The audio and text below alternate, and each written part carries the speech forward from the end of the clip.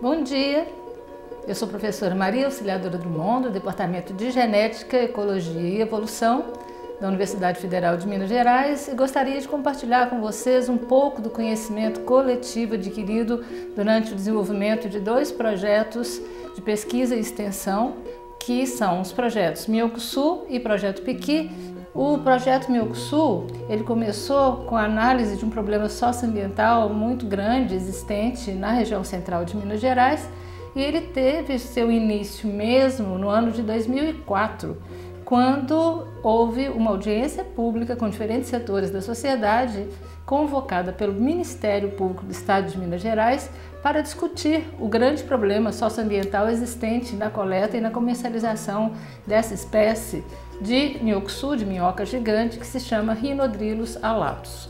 Já existia na época de 1980 um projeto de combate a essa atividade, um processo muito repressivo com relação aos extrativistas e comerciantes. E por isso era tão difícil a gente começar a construir coletivamente algum tipo de ciência, né? Porque eles não confiavam na gente. Então a gente era parte das pessoas que reprimiam aquelas atividades. Bom, então passados quase 2 anos, depois do início do projeto, é que a gente começou a ter algum tipo de confiança a partir dos comerciantes e dos extrativistas e nós conseguimos ir a campo com eles, fazer várias ferramentas participativas para a construção coletiva do conhecimento, por exemplo, um mapa falado que nos mostrou que a espécie ela ocorria em 17 municípios e não em 2 municípios como se sabia antes. E nós visitamos com eles esses 17 municípios. Também a gente não sabia quase nada do ciclo anual de vida da espécie. E a partir de um calendário sazonal a gente conseguiu construir com eles esse tipo de conhecimento e a gente viu que a espécie, na época das chuvas, ela se encontrava em reprodução e se alimentando, forrageando. E na época da seca, ela estava em estivação. Então isso tudo foram conhecimentos, foram coisas que eles foram nos contando e a gente foi vendo isso coletivamente em campo. Pelo som do sopro, a gente sabe se ela está lá, ou se é buraco de panela, ou se é o carreiro, ou se a panela está vazia. O som é diferente da panela vazia e da panela cheia. Essa seda aí é que elas colocam para proteger ela. Isso aqui é o último barro que ela compra e faz a tapagem. Isso é para a formiga não entrar, cupim não entrar lá dentro. A partir de toda essa nossa história conjunta, agora com muita relação de confiança, nós fizemos em 2006 uma oficina de planejamento participativo para a gente ver o que a gente poderia fazer tendo em vista esse conhecimento adquirido e tendo em vista uma nova avaliação do status de conservação da espécie. Por quê? Ela foi colocada na lista de espécies ameaçadas porque ela ocorria em 2 municípios e ela estava sobreexplorada. Mas a gente não sabia nada sobre a espécie, então ela foi incluída nessas listas por um processo de precaução. Mas agora a gente já tinha conhecimento bastante para poder reavaliar o status de conservação da espécie. Então em 2006 a gente fez uma oficina com 83 pessoas, com vários setores, os extrativistas, principalmente de uma comunidade quilombola, cuja atividade principal é a extração do Miocusul, que é a comunidade quilombola de Pontinha. Tem poucas pessoas, poucos pais de famílias que talvez não criou a família no ramo de extração de Miocusul. Chegamos a um acordo em que não se apanharia o Miocusul na época de reprodução, que coincide com o período chuvoso. Os buracos que eles faziam para revolver a terra deveriam ser tampados e não se usaria fogo, porque eles usavam fogo antigamente, para facilitar a identificação de resíduos que identificavam onde é que o Miocusul estava no seu período de estivação. Dá para ver que ele tem, assim, é mais recente que aquela carguila, né? A gente começou a movimentar essa reavaliação do status de conservação dessa espécie de Miocusul.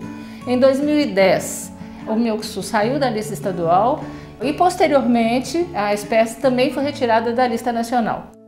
O plano de manejo que nós construímos junto com esses outros setores foi encaminhado pelo Ministério Público Estadual ao IBAMA e ao IEF. No início, teve uma adesão muito grande porque essas instituições participaram de toda a discussão, mas depois que as coisas vão caminhando e recentemente nós tivemos uma posição contrária do IBAMA ao manejo da espécie, sendo, portanto, a atividade ainda considerada caça segundo a legislação nacional. Vai ter que existir uma coisa que dá para levar a comunidade a trabalhar, porque a comunidade parada não produz também. Desde 2006, nessa oficina de planejamento que eu contei um pouquinho aqui, eles nos perguntaram, então, o que nós vamos fazer durante o período de reprodução do Mioxu? E aí, com base nisso, iniciamos um projeto que é o Projeto Pequi, através de uma montagem de um calendário sazonal, né, que é uma técnica participativa, onde a gente reconheceu que o período reprodutivo do Mioxu, ele coincidia exatamente com a frutificação do piquizeiro. E, segundo os comunitários, o piquizeiro era muito abundante no território quilombola, que é situado no município de Paraupeba. Como a comunidade quilombola de Pontinha tem cerca de 2.000 pessoas, cuja atividade é essencialmente a extração do Mioxu, nós resolvemos iniciar esse trabalho do Projeto Pequi nessa comunidade. A gente precisava saber um monte de coisa. Primeiro, será que o pequi era abundante? Será que tinha mercado para absorver qualquer produto à base de pequi que fosse fabricado na comunidade? Então isso nos deu uma série de questões e todas as questões compuseram vários TCCs, né? E uma tese de doutorado que foi a tese da Lorena Lana Pinto. Com o auxílio da comunidade, a gente viu quais eram os usos que eles faziam do pequi na comunidade, então a gente descobriu que era um uso extremamente doméstico, eles não usavam para comercialização. Nós iniciamos esse trabalho com eles e depois, numa das reuniões, eles nos falaram assim, mas a gente quer produzir óleo artesanal, será que tem alguém que possa nos ajudar?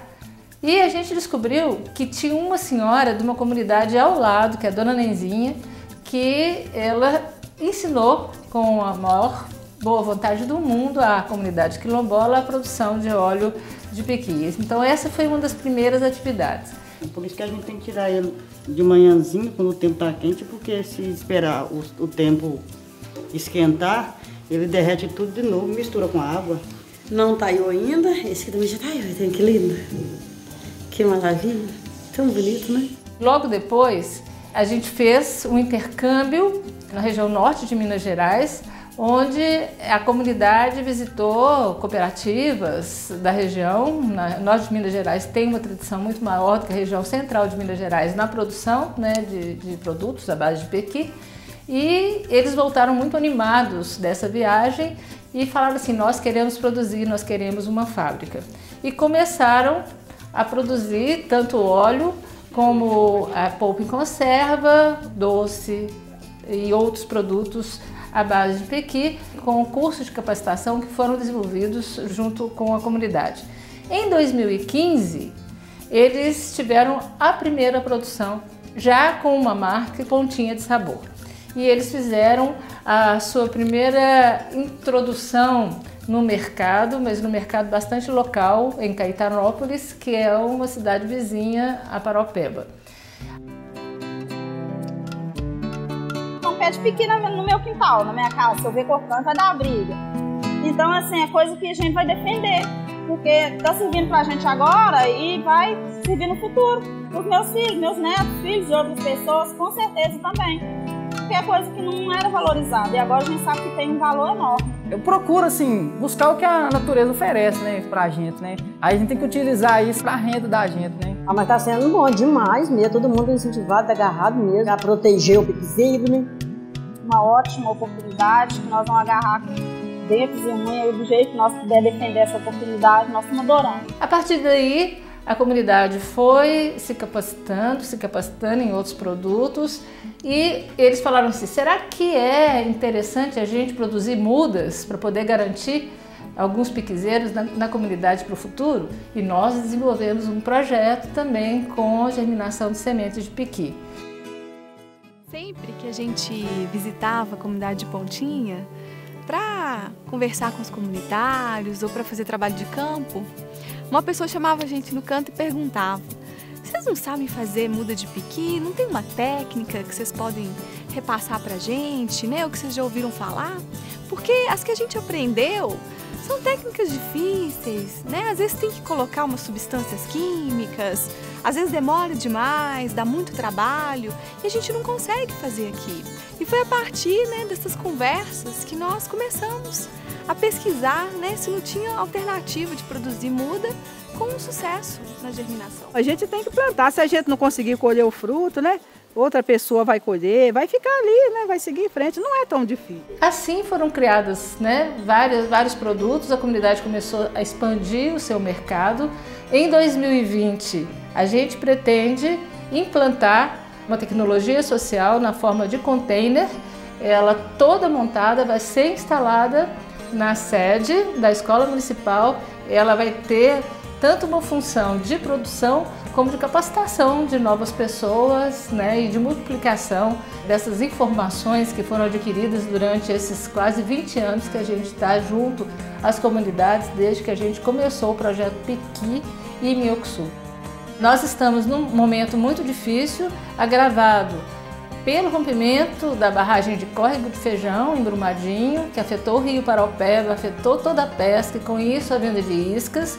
Eu acho que falta um pouco mais de coragem das instituições de simplesmente abraçarem um problema que é quase secular. Foi um processo muito criativo, muito interessante para todas as partes e que a gente acredita ainda que ele vai nos auxiliar a construir uma vida nova para esses comunitários.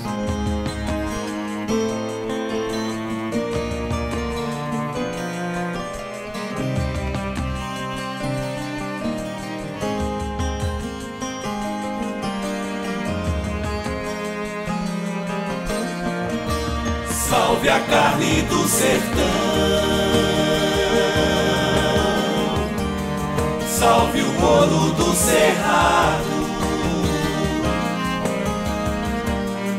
louvo o povo em comunhão,